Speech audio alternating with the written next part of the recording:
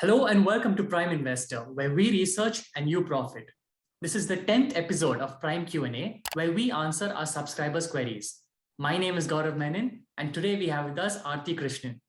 Hello, Aarati. Hi, Gaurav.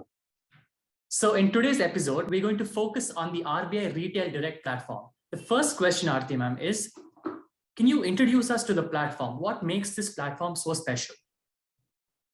I think two things make it special. Today, if you're an investor seeking regular income in India, the options you have are you can go to bank FDs, you can lend to companies through non-convertible debentures, you can buy bonds, you can go to small saving schemes, etc. But the funny thing is you cannot lend to the safest borrower in the market, which is the government, right? So the state and the central governments in India are the largest borrowers in the market. But so far, as retail investors, you could not actually directly buy the bonds that they were issuing. Now, this RBI Retail Direct Platform allows retail investors like you and me to actually directly buy government securities, which is essentially saying that you can lend directly to the government of India, who is the safest borrower in the market. The second thing is, so far, if you invested money in insurance companies or in pension funds, EPFO, a lot of that money which you invest is actually reinvested by these entities in government securities. Now, RBI's Retail Direct, by giving you direct access to GILTS or government securities, helps you to cut out these intermediaries and to directly take exposures to government bonds. Thank you. Now, the second question is, can you invest in these gilts through other platforms? Yes. RBI's Retail Direct is just the latest such platform to actually become available. Earlier, brokers such as Zerodha, for example, did allow you to invest in the gilts through their platforms. The National Stock Exchange, NSE, actually had a platform called GoBid through which retail investors could participate in gilts.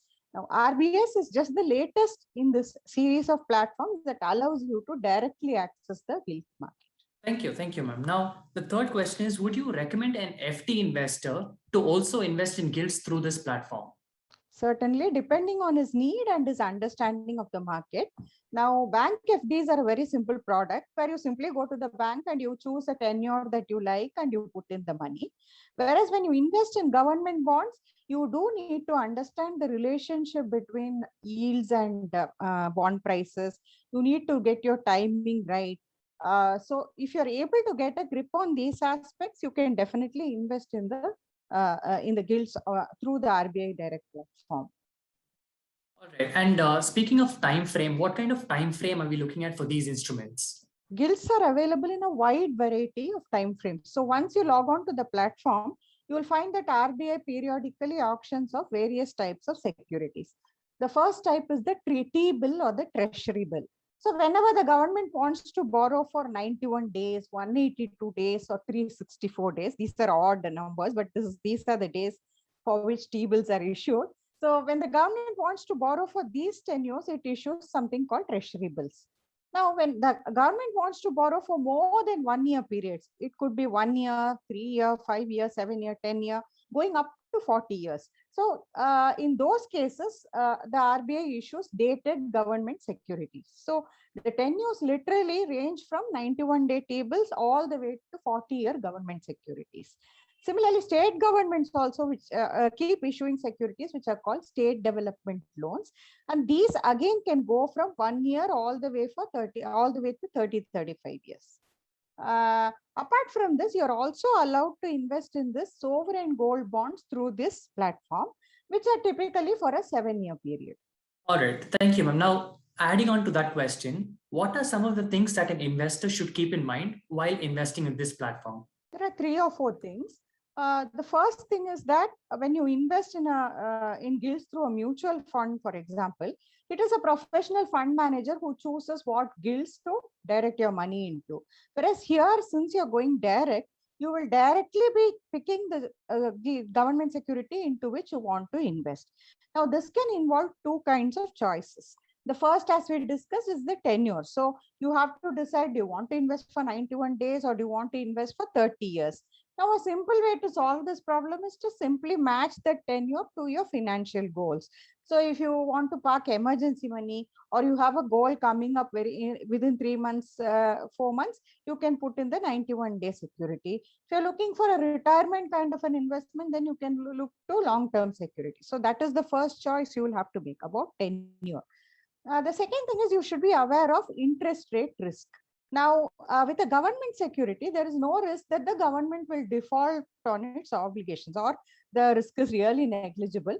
So, what you need to know is that when interest rates in the economy go up, the prices of these government securities that you own can come down in the market. Now, if you hold the government security till maturity, there is no risk to you because your capital will be returned. But if you want to sell it midway in the secondary market, then if interest rates actually go up, then you can lose money even on government securities. The third thing is actually taxation, and this is something everybody has talked about.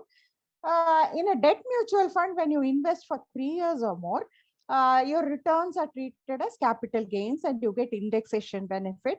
You end up paying very little tax on your returns. But with government securities, the government has not notified any special tax dispensation. Therefore, all the interest that you earn on these securities is actually treated as income for the current year. And if you are in the 20 or 30% tax slab, it will get taxed at that slab rate to which you belong. So taxation is the third one. The fourth important aspect is liquidity. So though government securities are traded in the secondary market, retail investors can only participate in a segment called the odd lot segment. So in the odd lot segment, if you see, liquidity is not too great. So if you want to sell a 30-year government security early after 10 years or 5 years, you may find it quite difficult to do so. So the one check that you need to run while buying government securities through this platform is how often securities of this tenor are traded in the market, what is the trading history, liquidity, and so on. So these are the aspects to keep in mind. That last point actually answered my last question, which was, can you sell gilts through this platform if you wanted to liquidate? So right. So RBI actually, while enabling this platform for you, it initially gives you access only to the primary market auctions. So it is like participating in an IPO of stocks, right? So you can buy the government security when RBI basically issues it within the primary offer. To sell this in the secondary market, you need access to another platform called NDS-Om, which is negotiated dealing system order matching. It is run by the NSE. Now, to get access to this platform, you need separate permission from the RBI, which you can get through this account itself, which you sign up for. So the first thing is you have to get this permission in order to liquidate in the secondary market. And the second thing is that this liquidity, which I talked about, I mean, you may want to sell, but when you go to the market and want to sell a particular security that you own, you may find that it is infrequently traded or not traded for the day, or volumes are less. So as things stand today, I think you should not plan to sell your government securities in the secondary market, and you should invest only for 10 years that really match your financial goals. all right, thank you, Aarati ma'am. That's it for today. Thank you, Gaurav. Now, Aarati ma'am has written an article about this topic, so I'm going to link that article in the description below. That's all for today. Bye for now and see you next time.